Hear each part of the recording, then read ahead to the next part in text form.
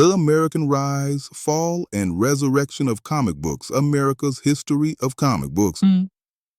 For more than 100 years, millions of people have enjoyed comic books. From the Platinum Age to the present day, comics have evolved into one of the most influential storytelling mediums on the planet. Whether you grew up reading newspaper strips or diving into massive comic runs, chances are you've experienced comics at least once in your life. So sit back, relax, and join me on a journey through the history of American comic books. Welcome to the Danger Zone. Act 1, Birth of a Medium, 1890s to 1938. American comics didn't begin with Superman. They began with newspaper comic strips designed to sell more papers. Publishers like Joseph Pulitzer and William Randolph Hearst realized that pictures were universal. Comics could grab readers instantly, even if English wasn't their first language. One of the earliest breakout characters was the Yellow Kid, who became so popular that his name was linked to the phrase, yellow journalism. These early strips didn't look like modern comics.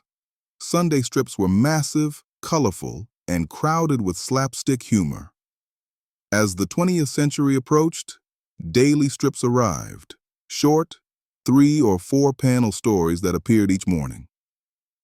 By the 1930s, action-packed adventure strips like Tarzan, The Phantom, Dick Tracy, and Little Orphan Annie became national sensations. In 1933, Famous Funnies became the first widely recognized modern comic book. By the late 1930s, the format and the audience existed. All the medium needed was a defining hero. That hero arrived in 1938 with Action Comics #1. Act 2, The Superhero Explosion, 1938 to 1945. Superman's debut in Action Comics #1 launched the golden age of American comics. Thanks to the Man of Steel, superheroes quickly became the dominant genre. The issue is still legendary today. In January 2026, a high-grade copy reportedly sold for a record-breaking $15 million in a private sale. Superman was revolutionary because he wasn't just another masked mystery man. He was the first widely popular hero with powers beyond human limits, a new kind of myth for a rapidly changing, industrialized world. Marvel's predecessor, Timely Comics, published Marvel Comics #1 in 1939. Meanwhile, DC doubled down on Superman's success with Batman's debut in Detective Comics #27, 1939. The DC Trinity was completed in 1941 when Wonder Woman made her first appearance. In 1941, Timely delivered one of the most iconic covers in history. Captain America Comics #1, featuring Cap punching Adolf Hitler months before the U.S. entered World War II. During the war, superheroes became patriotic symbols whose adventures boosted morale at home and abroad. But once the war ended, the superhero craze faded. Readers turned to crime, horror, romance, and other genres, changes that would eventually spark a moral panic. Act 3, Moral Panic and Collapse, 1946 to 1956. After World War II, comics became darker and more adult. Horror, crime, and suspense dominated the industry. Superheroes fell out of fashion. Then came 1954.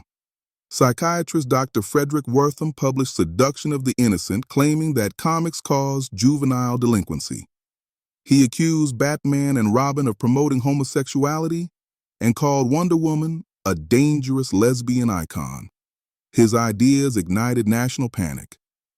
In response, Senator Estes Kefauver launched the Senate Subcommittee on Juvenile Delinquency. Wortham testified as the star witness. On national TV, he repeated his claims as if they were established science.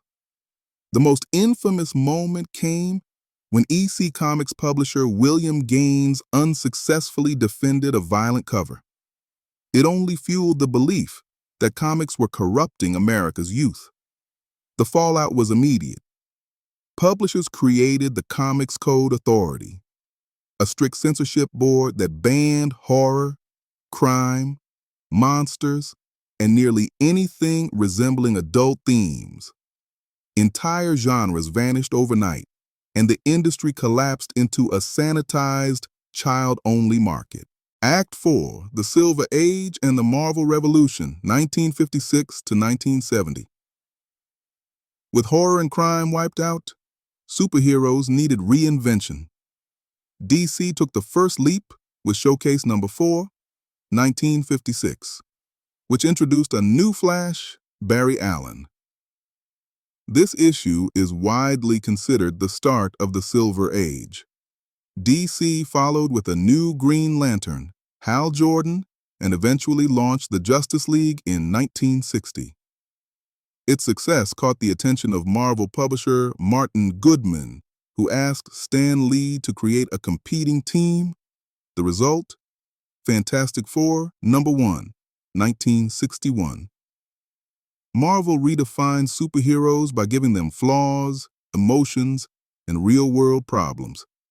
They argued, struggled, and made mistakes. These heroes felt human, unlike DC's mythic icons.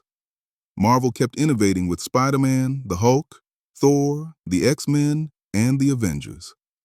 Marvel also pioneered the shared universe concept, setting all their stories in the same New York City. Fandom began to grow.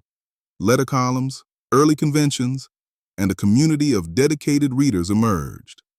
By the late 1960s, comics were shifting toward grounded, socially aware storytelling. Act 5, The Rise of Mature Storytelling, 1970 to 1985. Where the Silver Age was optimistic, the Bronze Age tackled real-world issues head-on. Racism, poverty, and drug abuse began appearing in mainstream stories. In 1971, Marvel published a Spider-Man storyline about drug addiction at the request of the U.S. Department of Health. The Comics Code refused to approve the issue, but Marvel released it anyway. It was praised for its honesty, and the CCA was forced to loosen its rules. A year earlier, DC's Green Lantern/Green Arrow took on social issues directly. The story in which Speedy becomes addicted to heroin shocked readers and proved comics could tell serious, mature stories. DC also began improving representation. In 1971, John Stewart debuted as one of the first major black superheroes in mainstream comics. Confident, outspoken, and politically conscious, he challenged authority and brought a new kind of voice to DC's universe. In 1977, DC introduced Black Lightning, their first black hero to headline a solo title. His stories explored gang violence, poverty, and systemic racism, giving black characters meaningful depth and agency.